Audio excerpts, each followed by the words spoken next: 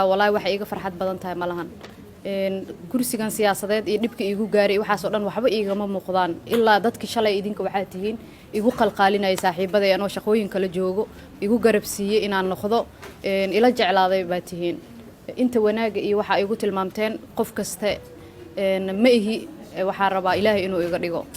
meeshaas email ka sareyso inta ila jeceshihiin Ilaahay ha iga dhigo mid kaleeto aniga wixii soo gaaray waa wax idinka dhan idin soo gaaray waayo magaciina iyo mansabkiina baa ku joogay meeshan waxa laga yaabaa maanta in muuqaalkayga wax yar uu iska bedelay igu taqaaneen laakiin qalbigayga ma isbedelin alxamdulillah sideedii ay idinahay markii degmada ee al-shabaabka qarxiyana waxa ku iri guriyahaas jajabiseen anaga wili waa noolna waana shaqeynona haddana waxa leeyahay maqaarkaygii wax yar yar oo la fiiyo waxa baa gaarsiiseen laakiin qalbigaygi intii far ayga nooshahay insha Allah sidiisii ahaan doona waana ku wada dagaalami doona insha Allah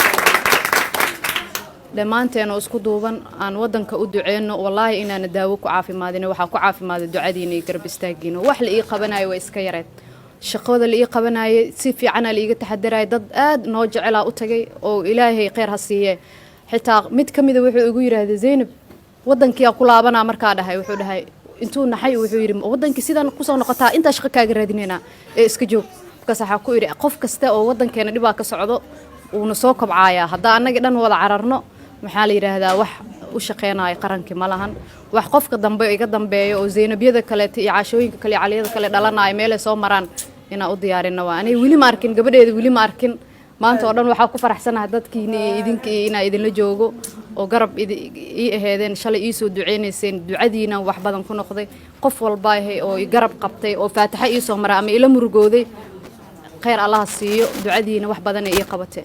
marna kama quusan doono siyaasadan kala xagga aska dhigno laakiin aniga waxa waaye meesha aan joogo waxa joogan ummad Soomaaliyeed oo dhalinyaro ah kuwaas shaqo iga baahan waajib waaye isaaran oo Ilaahay maalintii haddaan dhiman lahaay ugu xisaabtami lahaay waa iska joogo waxba ma noqon lahayn laakiin waa ugu xisaabtami lahaa qabrigaas marka galo walaali adaa dadkaas hor fadhisay maxaa u qabatay